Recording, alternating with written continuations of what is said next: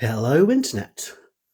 So, as it is the season of the witch and Halloween is upon us, I thought I'd talk to you about my favourite solo horror game, and that is Final Girl.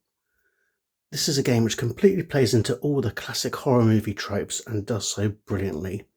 It's by Van Ryder Games, it's solo only. This isn't some multiplayer game with a solo mode bolted on, or I don't think there's even a multiplayer mode for it. It's just purely a solo experience, and it is just wonderful.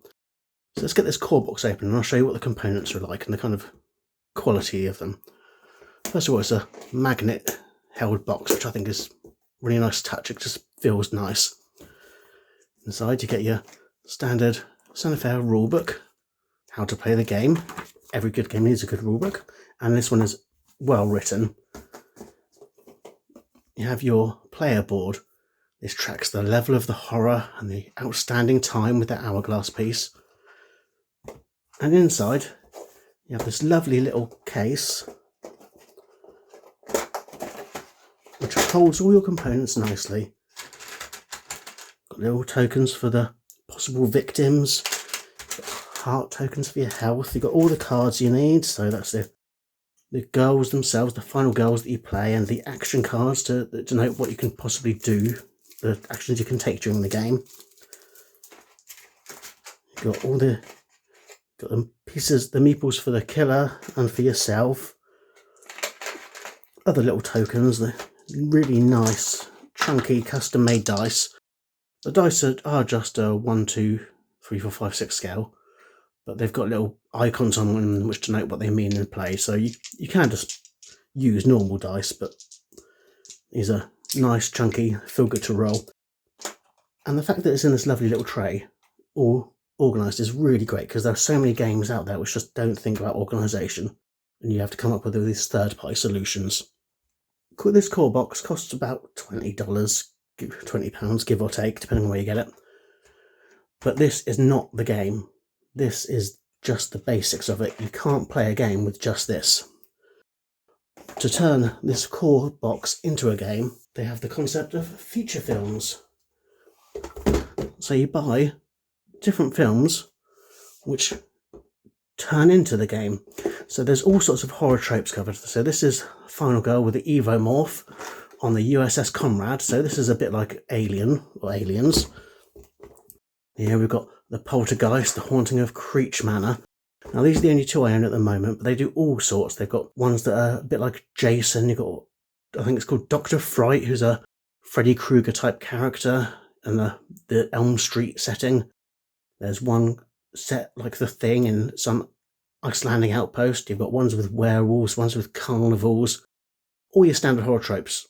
And they get released in seasons, so there's even more coming down the line. So you can have a Terminator one that's a bit like Hellraiser, all sorts to expand your game.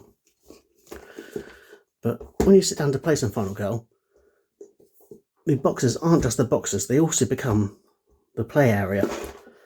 So you have the Evomorph, and this peels off with the magnets again and becomes the board to track this Evomorph character.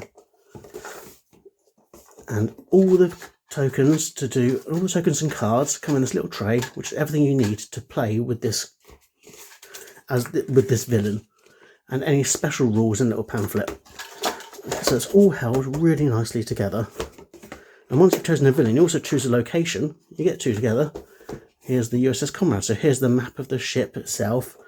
And again, a little tray with all the tokens and cards you need, and the special rules tell you how to play in this specific location.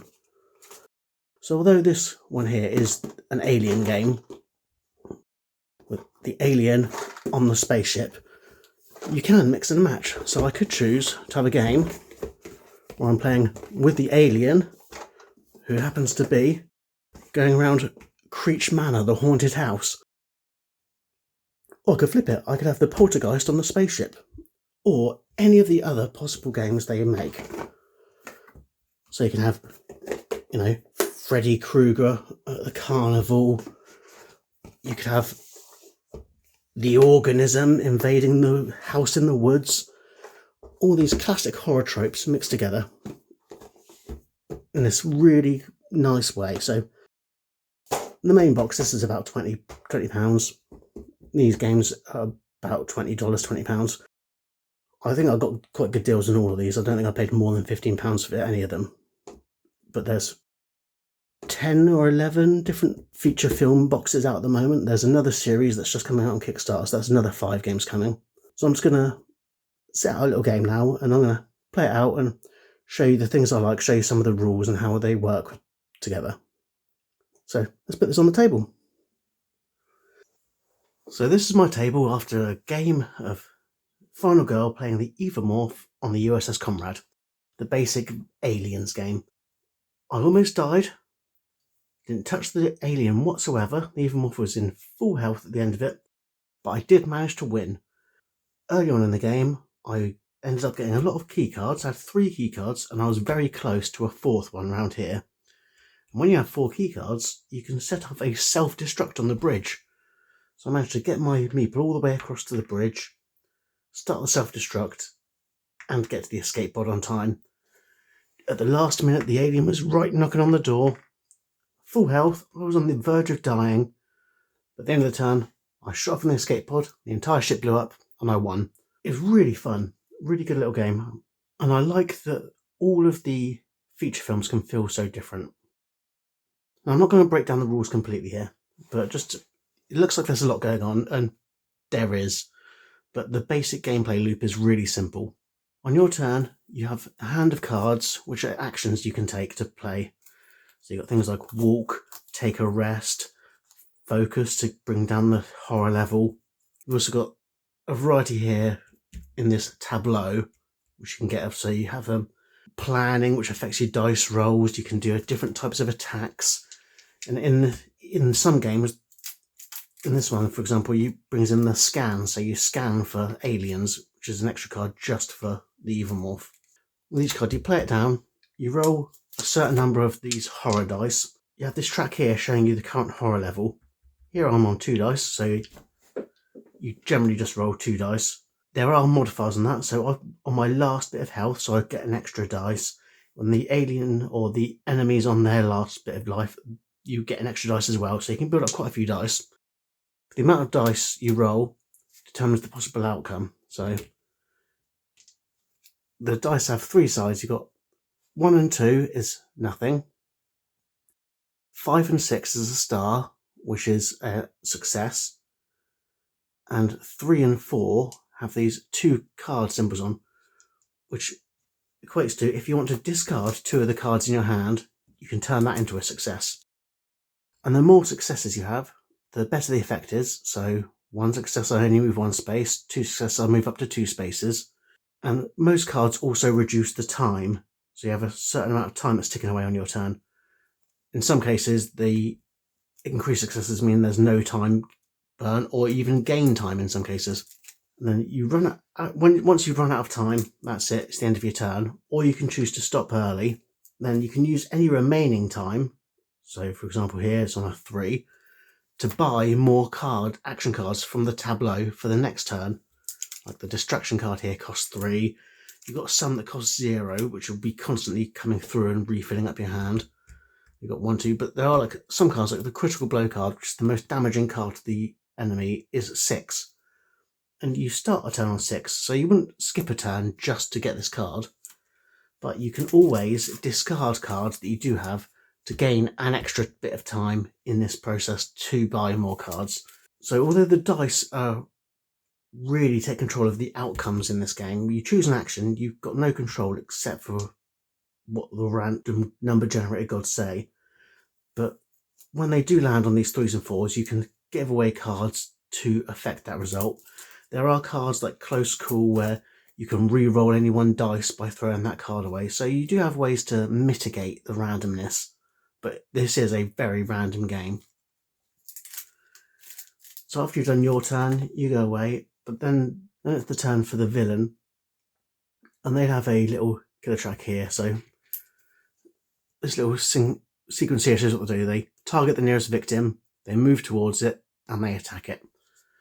And the amount of movement they have and the amount of attacks they have increase as their bloodlust level increases.